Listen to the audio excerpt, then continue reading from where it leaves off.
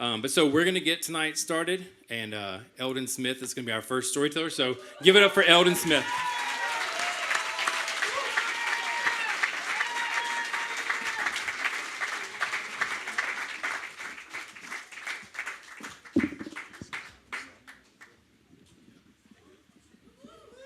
Check, check, check. Yep. Appreciate you, bro.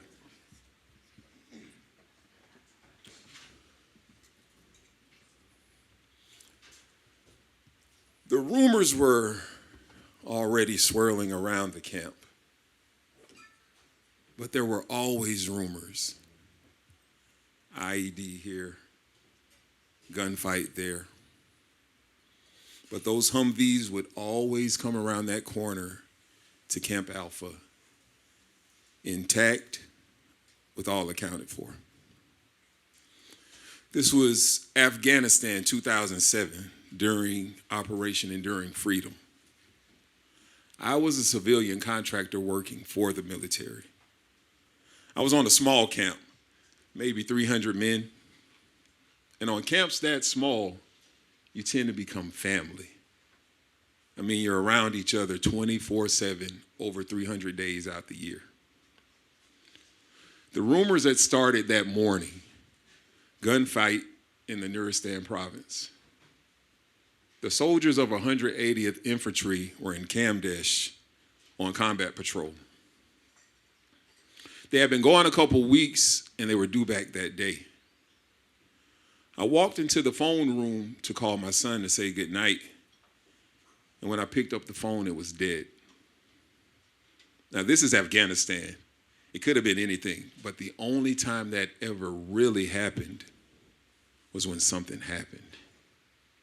And they didn't want it getting out before the families were notified. So I walked out the phone room and I saw the first Humvee come around that corner. It didn't have that I made it home triumphant growl that I was used to. It was slow, almost quiet. And as the other vehicles crept in behind it and the men began to unload, you could see that their faces were long. Their eyes were deep in a dreamlike state. The first person I encountered was Sergeant Craghead. I said, Craghead, what happened? He said, dude, I was on the 50 cal. I was in the turret. RPG hit the turret, skipped off, and detonated behind me. He said it would have blew me in half. He was lucky to be alive, but you could tell the effect that it had taken. I said, damn. But he wasn't finished. He said, but we lost Buddy. We both sat there in a moment of silence before I said, what happened? He said, we were ambushed. And as we took cover, Buddy turned around to help an Afghan soldier. And as he bent down, he was struck. And it was instant. I couldn't find the words. Buddy J. Huey, 19 years old, out of Oklahoma. He left Oklahoma a scrawny little kid full of promise, full of purpose.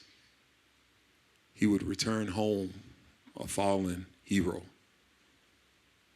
whose sacrifice was etched in my mind and my heart forever. We were a brotherhood. In Afghanistan, you could go for days without nothing to do. So we spent a lot of time just talking. And we shared everything. We all thought that we would make it home. But this was the realization that some of us wouldn't be going back. We all felt it. 3 days later, the camp still heavy with grief. I walked into the courtyard and they were building a stage. Later on that day, the stage had a drum set on it. The United States Air Force Band was coming to our camp for a concert. Now, they did concerts all over theater, but no one ever expected one on our camp. I guess they thought we needed a break. The United States Air Force Band, they put on a show. They did all the classics. They did James Brown. They did Bob Seger. They did Bruce Springsteen. It actually gave us a moment of temporary relief. Then they got to the last song, and I had never heard it. But he's talking about generational frustrations, social inertia, and the tension between hope and helplessness. And then he said it. So we'll keep waiting.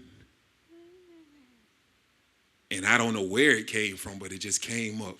I said, waiting. But to my surprise, the entire camp echoed.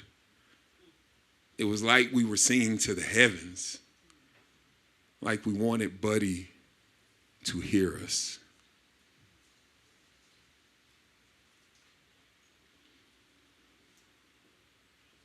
Then he said, waiting on the world to change. And that was it. That summed it all up. We were young men fighting a war, sometimes not even sure what we were fighting for. But while they sorted all that out, we'd be there waiting. Now, 18 years later, I've evolved. And I see life drastically different. But man, sometimes when I look around and I listen, it still feels like I'm in that desert waiting on the world to change.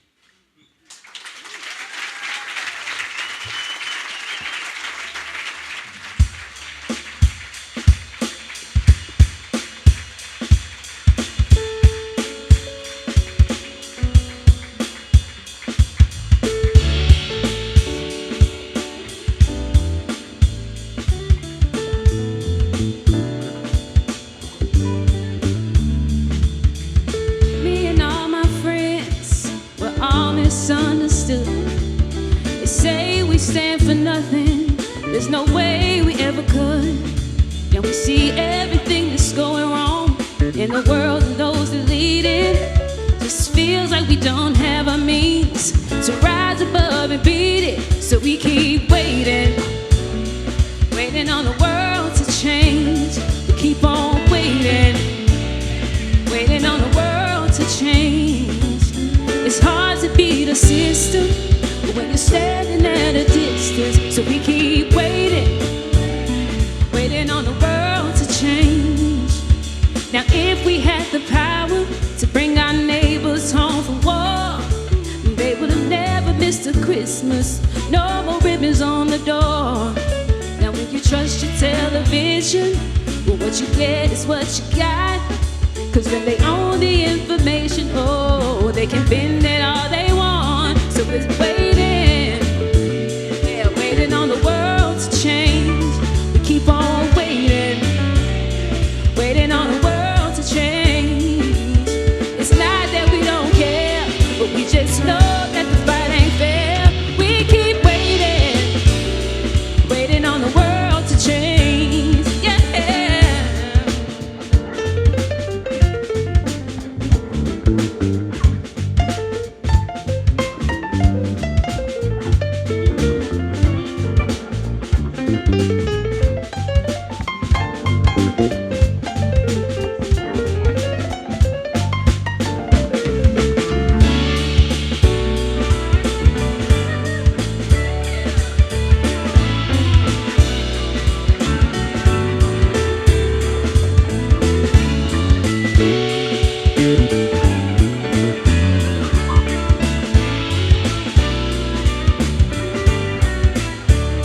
And we're still waiting, waiting on the world to change. We'll keep on